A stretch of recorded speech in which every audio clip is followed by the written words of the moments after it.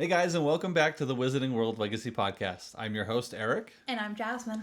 And today we're going to be picking up where we left off with our list of excluded characters from the film adaptation of the Harry Potter franchise. We left a little hint last time, a couple terrible dad joke hints. Horrible. Horrible. And hopefully you've commented on who this person is that we're picking up with. But in case you didn't get it, we were alluding to Florian Fortescue. Do you want to talk a little bit about him? Absolutely. Florian Fortescue is our local ice cream shop owner who owns the ice cream parlor on Diagon Alley. He is mentioned in the books when Harry finally gets just a taste of freedom when he is staying for about 2 weeks on Diagon Alley after blowing up his so-kind Aunt Marge. So he goes from thinking he's going to have a taste of prison to having kind of the summer of his life. At least the 2 weeks of his life. Yeah. And it was quite a mystery to Harry as to why the minister was so kind to him, but he does find out later in the book. Absolutely, he does. So during this beloved 2 weeks that Harry gets, he spends a lot of time at Florian Fortescue's ice cream parlor. Here, he is given free ice cream nearly every half hour, which I don't necessarily fully understand why or how it is a business owner gave away his product for free every half hour. Just to Harry. Just to Harry, but he was there pretty much every day for 2 weeks. Yeah. Regardless, this is where Harry finally got the opportunity to do some of his homework without hiding underneath his blankets on number 4 Pivot Drive. He also talks to Florian Fortescue a lot about his projects, which are talking about witches in medieval times and how they were sort of dealt with when found out. And they discuss the fact that there was a significant difference between real witches being caught and fake witches being caught. When a real witch was caught, she would simply cast a flame-freezing charm on herself, scream a little bit through being set on fire. Oh no, I'm on fire. What a problem. Yeah. And then she would sort of go on with her day. Because if you weren't a witch, you wouldn't burn, which makes no sense. Absolutely none at all. Yep. It's like testing their... Do you remember the witch that liked getting burnt? Not her name. I know that she did it a lot of times, and she would dress up in different disguises to intentionally get caught. Yep. But I don't remember her name. I'm going to have you do this, because you got fuzz. I can see it. Did I get it? You did. Amazing. I want to... it was... Oh, Wendell the Weird. Yes. Wendell the Weird, yes. So absolutely. That was such a an interesting story. But yeah, Florian Fortescue considered himself an expert in all things medieval witchcraft. And he was a great resource for Harry as he was studying and getting ready for the next year at Hogwarts. But he was. He was. He was also a good distraction because Harry kept seeing a little something at Quality Quidditch Supplies that he really wanted. But he figured when the sign said price upon request, it was a little bit more than he meant to part with in terms of galleons. Yeah, so. To be honest, that is something that as an adult I fully understand. Yeah. But I don't know that as a child I would have had the understanding that price upon request meant. It was a good degree of restraint on his part and absolutely intelligence. Yeah, absolutely. More interesting facts about Florian Fortescue is that he was also, it was also rumored that Harry was meant not just to learn about medieval witchcraft and wizardry, but also about the Elder Wand and the Other Hallows and the Diadem of Ravenclaw from Florian. So he was meant to have much more of an impact on the overall storyline, but even in the books, that plot point never actually came to pass. So because of that, I would rate his exclusion as only minimally impactful. Yeah. I do think, however, that Harry's time spent in Diagon Alley would have just been a really great way to get us back into the third movie, or in this instance, I guess it would probably be the third season when it comes to the TV show. Yeah, absolutely agreed. I definitely think that this will be something that is really important to include, his sort of first solo adventure into the wizarding world. The other parts that would sort of coincide with this overall exclusion is the fact that we never actually see Hermione get Crookshanks. Right. She just kind of shows up. She and Ron show up with Scabbers and Crookshanks at the Leaky Cauldron, and we get no insight as to like the magical menagerie that she goes to get that. And we don't get to see all those cool creatures. Right. Which, now that the Fantastic Beasts series has come out and will not be completed, Tragic. rest in peace. This would be something that would be nice to include for a multitude of reasons. Yeah, also, when they go to the magical menagerie, Ron is told that a common garden rat doesn't typically live more than 3 years. Yeah, and they're prodding him, trying to figure out what his magical powers are, and he kind of just says, well, he's never displayed any magical abilities. Exactly. So we start to understand in that moment that he may not be sort of a normal, unimpressive rat. Right. Although he's quite unimpressive. But yes, he's more than meets the eye. Exactly. And so it starts laying that groundwork, which I think could have... Sets the foundation of suspicion for Scabbers. Exactly.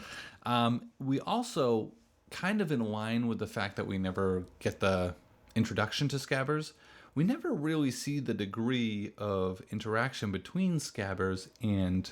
Sorry, not Scabbers, Crookshanks. We never get sort of the degree of interaction between Scabbers and Crookshanks, and the fact that Crookshanks is constantly going after him. Right. And Yeah. And that foundation is, again, set kind of here when we first see Crookshanks. exactly. We also don't get the interaction between Sirius and Crookshanks. Correct. Which I is think is pretty important. pretty important. So we'll move on from Florian Fortescue, an important character, although they were easily able to sort of circumvent his influence on the plot in the movies fairly well. Madame Irma Pintz. She was the librarian at Hogwarts. She was rather disliked by the students, as librarians seem to be. Yeah. And she was particularly protective of the restricted section. However, she did let Hermione just take a book out because she conned Lockhart basically into signing a form. He'll sign anything you put in front of him, says Ron. Which is accurate. However, isn't that sort of her job? Doesn't she have to let them sign it out if a teacher has given express written consent? Yes, although, given the particular book she was requesting, the potions book she was requesting, which had the polyjuice recipe in it, she could have said, well, let me check with Professor Lockhart, to see if he really knows what he signed here. Because everyone knew he was aloof Absolutely. and would sign anything you put in front of him. But she didn't have to. With his peacock pill. With his peacock quill, that's right. So she was able to get that book out and make the polyjuice potion so that they could be Crabbe and Goyle and figure out who the heir of Slytherin was. Ended up not being necessary. No, not really. So she was pretty much entirely excluded from the movies. I don't think we ever met Madame Pintz. I think we just might have seen her in the background. Maybe. Like a standard librarian. Maybe. I didn't miss her. Nope, neither did I. I think that And it's pretty not much just, wraps it up. not just because I don't like librarians. I just didn't miss her. Wraps it up. Professor Septima Vecta. Just by the name, probably guess what she teaches. If you can't, I can. Arithmancy. There you go. I'm going to have you talk about her. I mean, that's pretty much it. That is pretty much it. She's the professor of arithmancy. She's Hermione's professor. The other two, do they take arithmancy? No. I don't think they even Harry take it. and Ron don't take arithmancy, so Hermione's the only one that has her, and since she's not the main character, we never really see an arithmancy class. We just find out that it is fascinating. Although, interesting enough, we do see the arithmancy professor. Oh. She was actually sitting at the head table. Yes. Yep. So they did cast somebody for her. Again, another like silly disappointment that like she never gets named. You don't know who she is until you look in the credits. I mean, I don't know. know that I necessarily needed her to be named. I wouldn't have wanted to add in an additional arithmancy class just to name her. Oh, no. I think it literally could have just been as simple as, Hermione, how do you have all those classes? You have arithmancy as the same time of... And you could have had the arithmancy professor incidentally be walking by like, oh, see you in arithmancy, Hermione? Or, I don't know, anything. All right, I guess we could Miss put Granger. in a little bit of a cameo moment. Yeah, like, if you're going to cast somebody for Professor Septum and Vector, they have... Like, make him say something. I don't know. Just sitting at the head table. You don't have to have every single character say something. Or have them named so you know, who am I looking at here? Like, I don't know. Or just don't show them. I don't know. It's not a big deal. I'm griping, but... We'll agree to disagree on that one. So did her exclusion have a big impact? No. Nope. Not at all. Professor Aurora Sinistra. Professor of Astronomy at Hogwarts School of Witchcraft and Wizardry. We mentioned this last time. I do love that all the names have some sort of relation to the subject they teach. Aurora. Aurora Borealis, Vector. Astronomy, Vector, arithmancy. All of it makes sense. So, she actually had a little bit more of an involvement in the books. She actually helped transport petrified Justin Finch Fletchley with the help of Phileas Flitwick, who we did get a decent amount of in the movies, although not enough. I'll get into that later.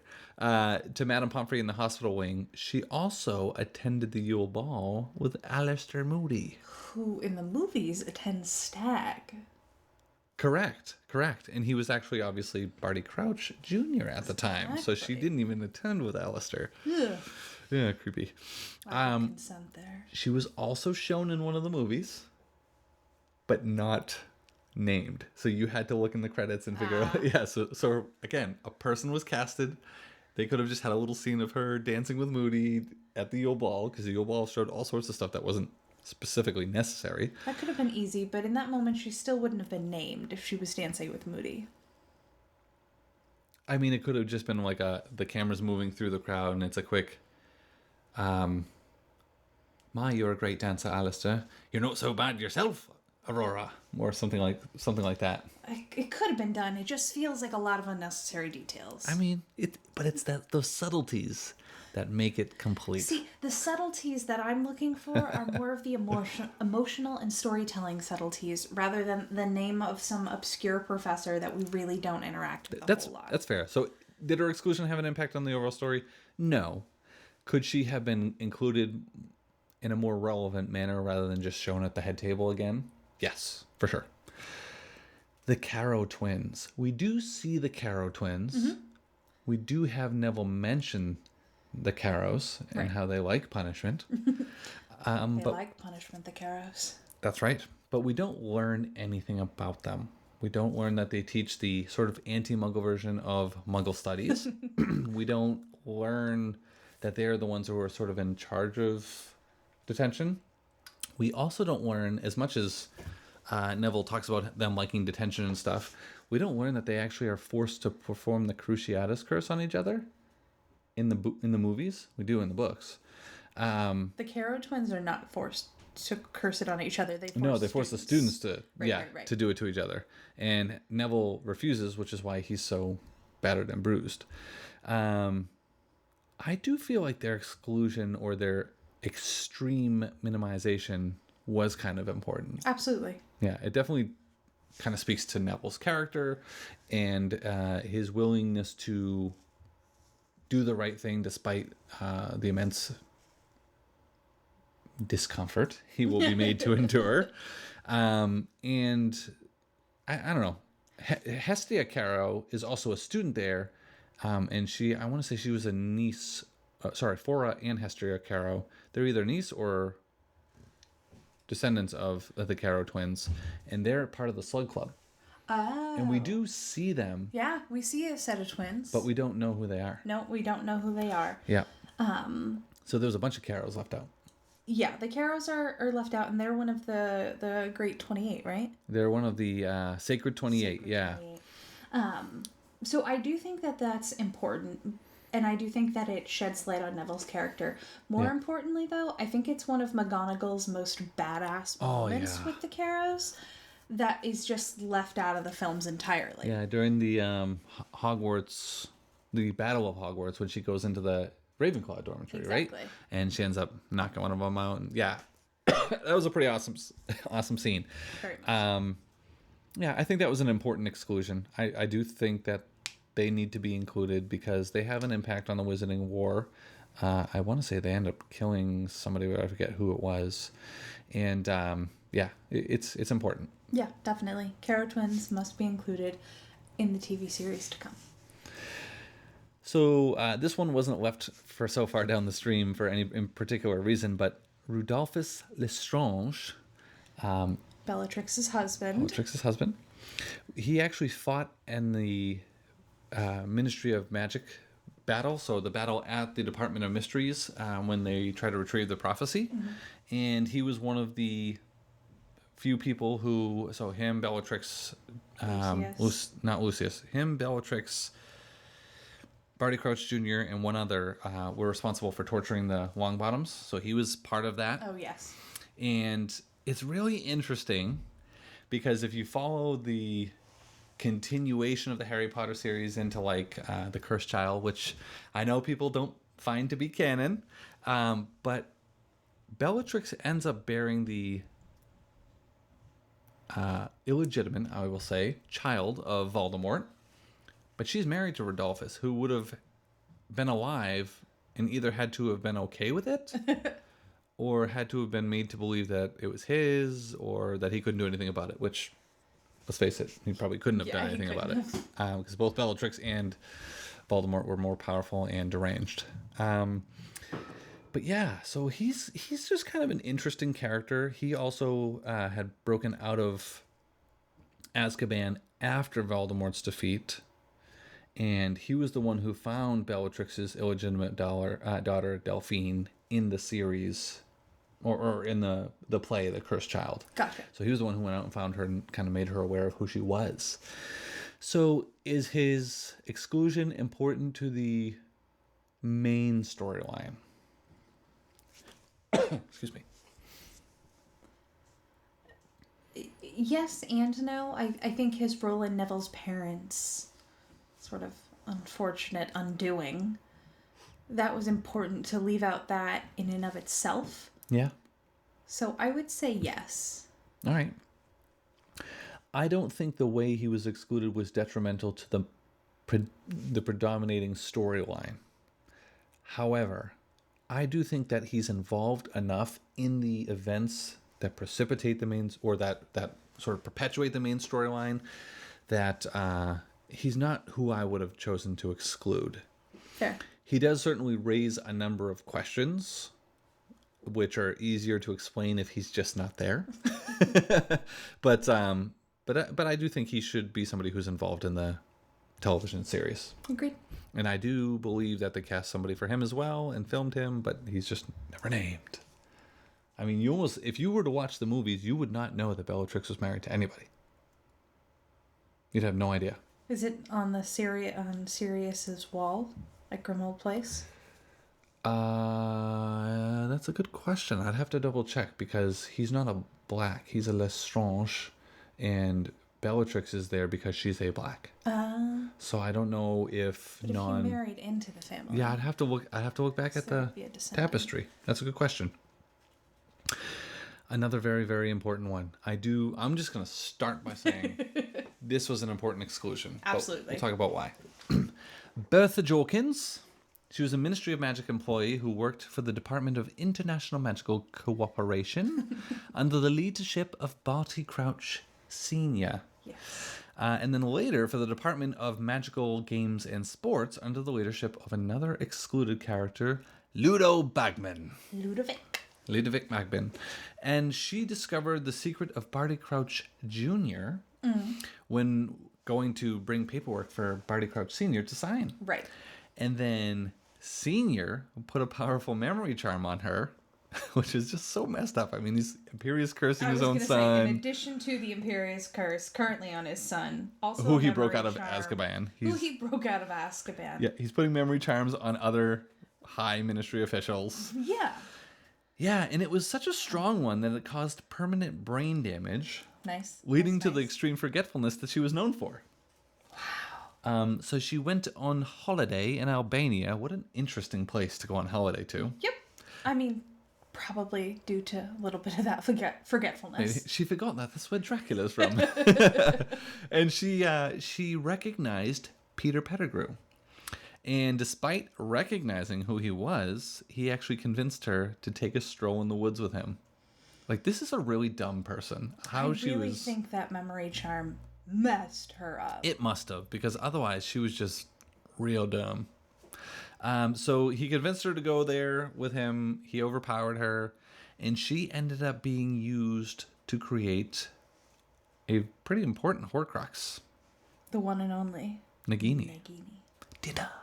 Yes, so Voldemort ended up torturing her and extracting the memory that had been tampered with of Barty Crouch Jr. And because he's such a powerful Legilimens, he's actually able to break through the memory charm that was put on her. But in doing so, he drove her completely mad, and she couldn't even function. And rather than just let her sit there in the forest and waste away, he's like, oh, I've got use for you. And he ended up killing her to use her death in order to create the Horcrux that ends up living inside Nagini. Right? So that, I think, was a pretty important exclusion.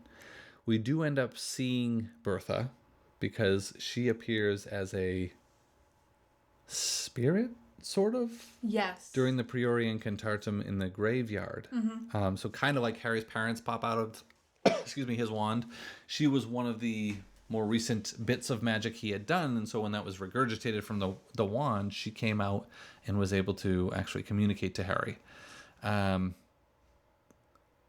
While it's not crucial, I do think that given its implications on the overall storyline, this is something that would have been good to see.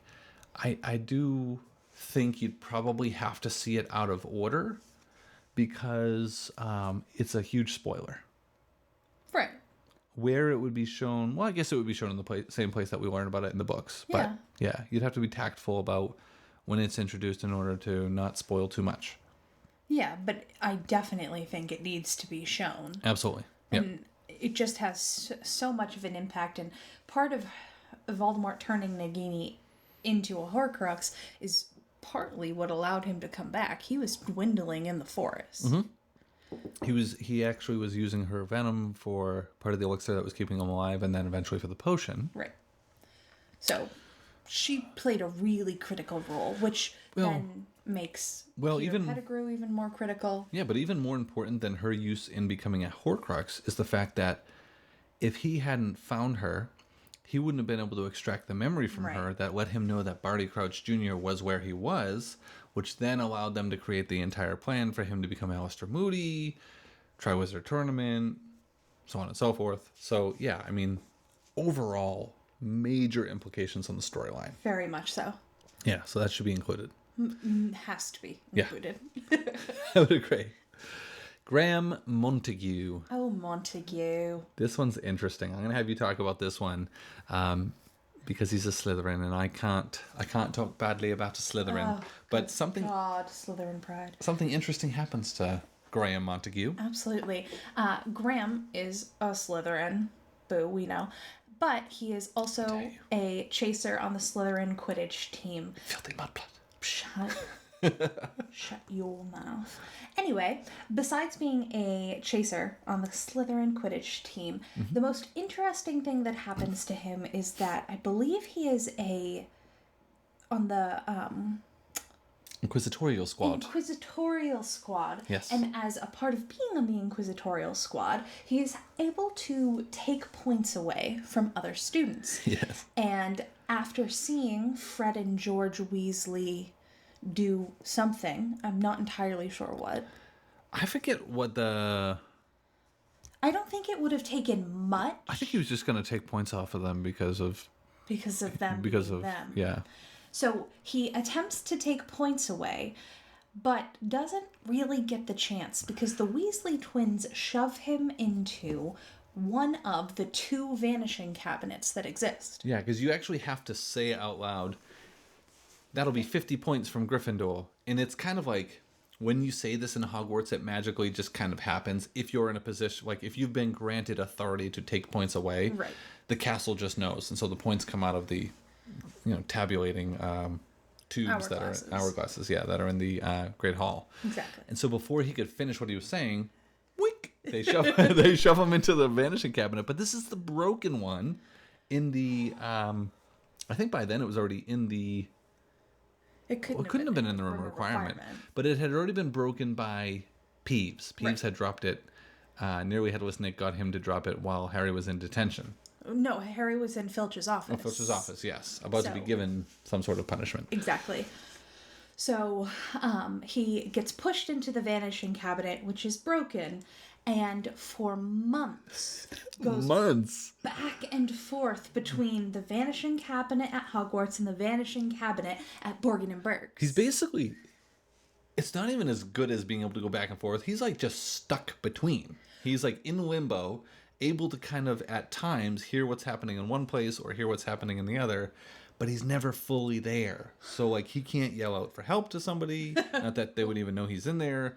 And if he did, they might just see like a floating arm or head, or like he's just kind of there and not. Yeah. And it's terrifying because he just doesn't, like, what do you do? You're stuck in limbo. And so what does he end up doing? He ends up apparating out, even though he hasn't gone through the official Hogwarts training for apparition. Yeah, so he never took the apparition licensing course. He's not licensed to apparate. I don't know that he's ever attempted to apparate before, but he does. I would say he was pretty desperate after months. Yeah, I mean, how don't you starve or die of thirst? I don't know. Maybe when you're in limbo. Magical. It's magical. Maybe when you're stuck in limbo, you don't need food or water. But yeah, he ends up apparating into the 4th floor toilets. Oh, yes, he's lodged inside a toilet. And he ends up getting brought to Madame Pomfrey, and I believe it's months again for him to recuperate. Oh, yeah. And when he finally... This is, again, another very important exclusion, because when he finally regales the tale of what happened to him, he tells all of his Slytherin buddies, Draco amongst them, and this is where Draco gets the idea to use the Slytherin cabinet to get the Death Eaters in. So without this, it does beg the question, how does Draco even find out about the Vanishing Cabinet? Yeah. And... Like, because it's one thing if he saw it at Borgin and Burke's, but for him to know that the other one is at Hogwarts, the only way he knows this is because he's heard somebody say, I could hear what was happening at that dark wizard shop. Yep. But I could also hear what was happening here. So he's like, oh my god, it's a magical passage between the two places. Without that, as smart as Draco might have been, because while he was an a-hole, he was intelligent. Right. I don't know that he would have ever just thought, this is a vanishing cabinet. I've seen one before in Borgin and Burke's. Yeah, that would take a lot of connecting the dots. Right. And I just think you're not connecting those dots when you're like, 14, 15 years old? Yeah, I just don't see it. No. No offense to 14 and 15-year-olds. No, it's just like, you're not thinking that way, especially when you're under that much pressure. Right. To be honest, I don't know that I would have connected those dots. No, I wouldn't have. So, very large exclusion explains a lot, which we sort of just take for granted in the movies. Correct. Yeah. And so while they found a way around it, I think this offers a lot more legitimacy to Draco having formulated that plan and should have been included. They didn't really find a way around it. They just never explain how Draco came up with the plan. Exactly. The plan is just there. Yeah. Our way around it is to not say it. Yeah. Let's just not do that. We've got a couple magical beasts to round out this last episode of characters with, and some were more important than others. We're going to start with Aragog's wife, Mozag. You want to talk about her? I mean, she is another acromantula that lives with him in the Forbidden Forest. He Yeah. helps him to propagate the species and create what is a terrifying family that both Harry and Ron happen upon. So they create the Hollow together in the Forbidden Forest. Acromantulas are not native to Britain, and he was brought in the pocket of a traveller to Hagrid, and then when he had to be released, he was released into the Forbidden Forest. Hagrid later, I believe later when he became the sort of like assistant groundkeeper, he was able to procure a female acromantula for Aragog, and he was very grateful to Hagrid for that, but nobody else was. No. Literally not another soul was grateful for that. No, he just thought his little buddy was lonely. Yeah. Which, as empathetic as that is, No. please don't. Just don't. Just don't. Regular sized spiders are bad enough. Yeah, exactly. We're good. However, they certainly played a role in the films. Yes, they did. And while her exclusion was not important, I don't think. No, not at all. The spiders as a whole, the acromantulas as a whole, only really played kind of one role in the movies.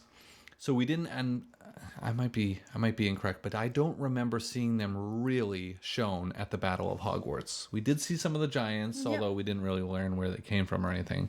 But we didn't really see the acromantulas, who ended up fighting for the Dark Wizards. We did see some of them, just not all of them. Right. We didn't see them in the scope that they were kind of Actually participating in. Yeah. Yep. Exactly. So that's it. Mozag's wife. Mozag. Aragog's wife, Mozag. Yeah. Thank you. The next creature is a very interesting one. And while this creature does not do a whole heck of a lot to move the story along, I do think that it would have been a pretty cool one to see, particularly given how they came about. So blast-ended scroots. Blast-ended scroots are a crossbreed of a fire crab and a manticore, which, yes, a lot of people should scratch their head and go, how the heck did you get those two things to breed? Because they are nothing alike. Right. If you do not have the Fantastic Beasts and Where to Find Them book, particularly the illustrated edition, I do recommend that you pick it up. Barnes & Nobles, BAM, or Books A Million, Amazon all have it. And you can see both the manticore and the fire crab in there, and you will know exactly what I'm talking about. Yeah. But anyway, Hagrid, of course, gets those two to breed, of course. Hagrid being the magical creature whisperer that he is. And he creates this abomination of a creature that starts out very small, smells like rotting fish, Heck yeah. shoots spikes out of their rear end, which propels them forward. Awesome. Males have stingers filled with poison, massive stingers. Awesome. And females have suckers on the end on their bodies that will drain your blood. So super, super cool. They start at about 6 inches, but they grow rapidly, reaching about 3 feet in length in only 2 months. And they do get bigger than that. Yep. Their exclusion, again, wasn't detrimental to the story, but we do end up seeing them in magical creatures class, as well as in the maze during the Triwizard Tournament. Of course we do. So that's one of the things that they have to face in the maze. And there was a lot excluded from the maze. Yeah, the maze was pretty boring. It was bad. It was poorly Yeah. done. It could have been so much better. It was honestly, it was just vines and a possessed Victor Crumb. Yeah. I mean, I've kind of seen more harrowing corn mazes here in New England. Yeah, I don't know. And not haunted ones. Yeah, just like straight up corn mazes at night. Right. That were pretty intimidating compared to. Yeah, because we have Fisher cats and stuff. Right. They could be in there. So yeah, regardless, with the TV series, I would like to see blast-ended scroots involved because I do think that they sort of lend themselves to further expanding upon Hagrid's character. Yeah. Not that he's just caring for magical creatures, but that he is engaging in crossbreeding. Yeah, and one of the things that was, I guess, extra frustrating is we do end up seeing at least part of the Manticore in the Fantastic Beasts series, and sort of the fact that Newt Scamander understands the Manticore because he understands magical beasts, similar to how Hagrid would eventually come to understand magical beasts that everyone else was terrified of. Right. And so it's almost like they were doing a little hat nod to Hagrid's character and the interaction with Manticores. But it was almost more of a slap in the face than a hat nod because, like, we never showed the cool, that's very subjective, beast that he ended up making out of them. Right. So, anyway, that would have been a cool one to see, I think, visually, as well as because it had multiple interactions with the main story. Yeah, I mean, in the main story, they take care of him in class. Yep. They all end up dying. Hagrid gets Sad. very sad due to other circumstances, and for their whole job is to just keep them alive. Yeah. For the hour or so that they're there. The best way to keep them alive is to not touch them at all. Yeah, pretty much. Pretty boring final. Yeah. Leads us to a pretty boring maze. And speaking of the maze. The maze Sphinx. This was another excluded character. We do only see this character in the maze, but I think what was important about the Sphinx in general was a couple things. One, it introduces sort of another area of the magical world. Sphinxes are native to Egypt. They're part of Egyptian culture, and even in the wizarding world, they are considered native to that area of the world. And on top of that, it shows that Harry is not just brave and courageous and willing to get himself into the thick of it, but he also has at least a degree of intellect, because sphinxes are known for liking riddles and puzzles and enigmas. And part of his challenge in getting through the maze, because he wasn't allowed to pass until he did, was to get through the riddle that the Sphinx gives him. And it was, if I remember correctly, it wasn't a very straightforward riddle. Like, it took some thinking and some solving, and I wish I remembered it for this episode. But its exclusion, you could say, wasn't detrimental to the storyline, but I think that was something that you just didn't have to leave out. Like, it was kind of silly to leave that character out, because it was silly to do the maze how they did it, just overall. Absolutely. I mean, like we said. There we go. So Jasmine did us you pulled it up. I'm gonna let you read it. This is the riddle that the Sphinx gives to Harry in the maze. I do think it's important, because it's definitely not simple and not something that I would have easily deduced, especially under these circumstances. So the Sphinx riddle within the Triwizard Tournament is: first, think of the person who lives in disguise, who deals in secrets and tells naught but lies. Next, tell me what's always the last thing to mend, the middle of middle and end of the end. And finally, give me the sound often heard during the search for a hard-to-find word. Now string them together and answer. Do you remember the answer? I know that the sound that's often heard is Let